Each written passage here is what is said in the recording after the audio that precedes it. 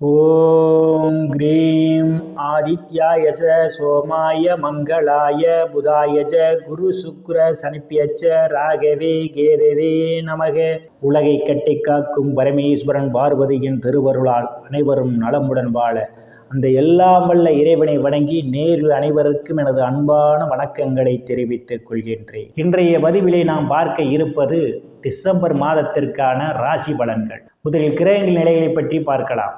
December மாதம் 1ஆம் தேதி வாக்கிய பஞ்சாங்கத்தின்படி கிரகங்களுடைய நிலைகள். ரிஷப ராசியிலே குரு பகவான் வக்ர நிலையிலே பயணம் செய்து கொண்டிருக்கிறார். கடக ராசியிலே செவ்வாய் பகவான் பயணம் செய்து கொண்டிருக்கிறார். கன்னி ராசியிலே கேது பகவான் பயணம் செய்து கொண்டிருக்கிறார். விருச்சிக ராசியிலே சூரிய பகவானும் புதன் பகவானும் பயணம் செய்து கொண்டிருக்கிறார்கள். கும்ப ராசியிலே சனி பகவான் ஆட்சி பலத்தோடு பயணம் செய்து கொண்டிருக்கிறார். மீன ராசியிலே ராகு பகவான் பயணம் செய்து கொண்டிருக்கிறார். இம்மாதம் 2 கிரகங்கள் இடப்பெயர்ச்சி ஆகின்றன.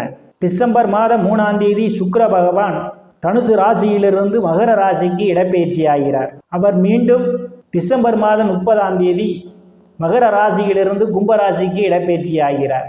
டிசம்பர் மாதம் 16ஆம் தேதி சூரிய பகவான் விருச்சிக ராசியிலிருந்து தனுசு ராசிக்கு இடப்பெயர்ச்சி ஆகிறார்.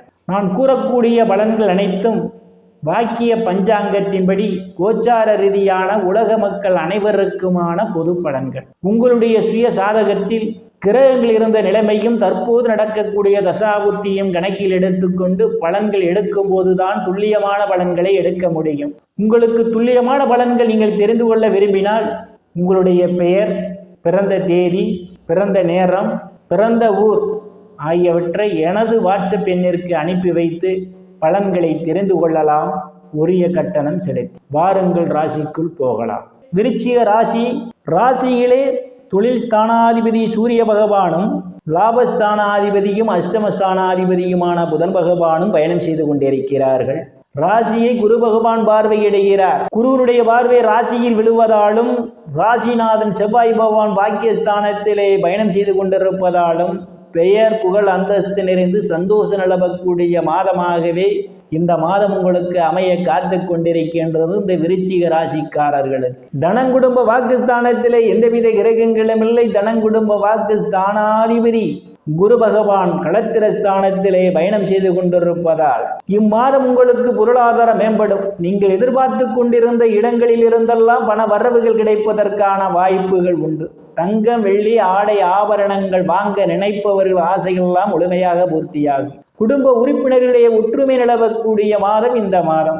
சிலர் சாதுரியமாக பேசி எதையும் எளிதில் சாதித்து விடுவீர்கள். உங்களை சுற்றி உள்ளவர்களெல்லாம் உங்கள் பேச்சுக்கு மதிப்பும் மரியாதையும் கொடுப்பார்கள். தைரிய வீரியஸ்தானத்திலே எந்தவித கிரகங்களும் இல்லை. தைரிய வீரியஸ்தானத்தில் இம்மாதம் 3ஆம் தேதியிலிருந்து சுக்கிர பகவான் பயணம் செய்ய இருப்பதாலும் தைரிய வீரியஸ்தானத்தை குரு பகவானும் ராசிநாதனும் பார்வையிடுவதாலும் தைரியமாக எதிரிகளை வெல்லக்கூடிய ஆற்றல் உங்களுக்கு உண்டு. எந்த ஒரு காரியமாக இருந்தாலும் என்னால் செய்ய முடியும் என்ற ஒரு நம்பிக்கையோடு களத்திலே இறங்கி அதை வெற்றியை காண்பீர்கள். இளைய சகோதர சகோதரிகள் எல்லாம் உங்களுக்கு பக்க பலமாக இருப்பார்கள். அவர்களால் நீங்கள் பொருளாதாரத்தில் மேம்படுவீர்கள். சிலருக்கு சிறு குறு பயணங்களால் அனுகூலமான பலன்கள் உண்டு.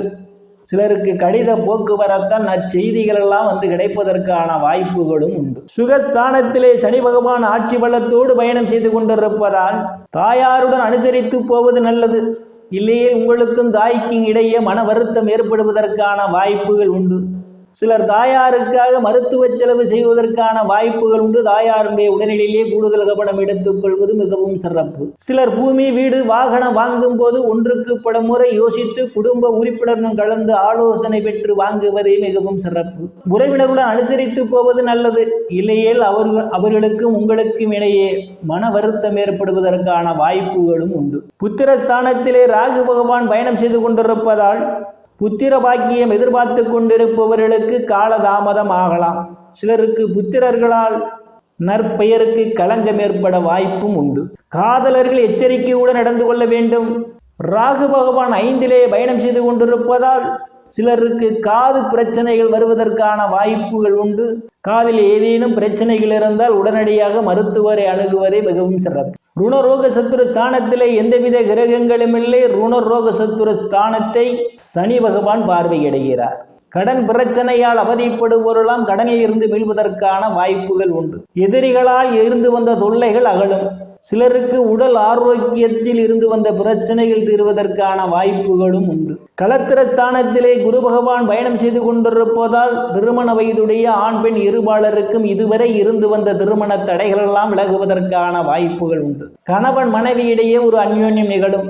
வேலை விஷயமாகவும் கருத்து வேறுபாடு காரணமாகவும் பிரிந்த தம்பதிகளெல்லாம் ஒன்று சேர்வார்கள். பங்காளிகளுடன் இருந்து வந்த பிரச்சனைகள் தீர்ந்து பங்காளிகளுடன் நல்ல நட்புணர்வு ஏற்படும்.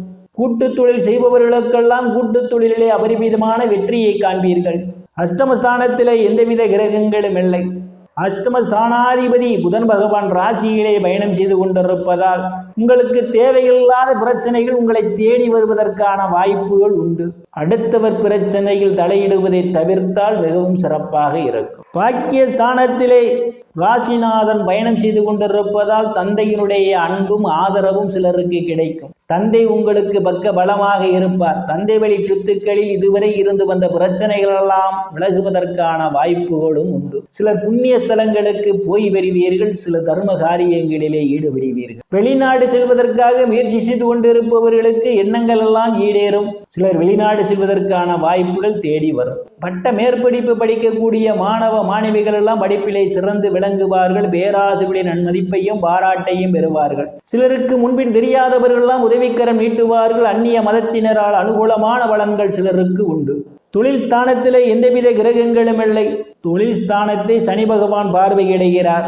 தொழில் ஸ்தானாதிபதி சூரிய பகவான் இம்மாதம் ராசியிலும் தனங்குடும்ப வாக்கு ஸ்தானத்திலும் பயணம் செய்வதால் வேலை தேடுபவர்களுக்கெல்லாம் கடுமையான முயற்சிக்கு பிறகு வேலை கிடைப்பதற்கான வாய்ப்புகள் உண்டு.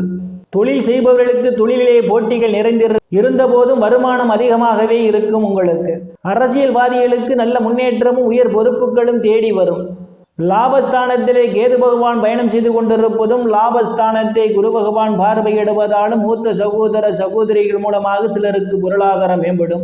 நண்பர்கள் உங்களுக்கு பக்க பலமாக இருப்பார்கள். நீங்கள் செய்யக்கூடிய தொழிலில் இரட்டிப்பான வருவாயை காண முடியும்.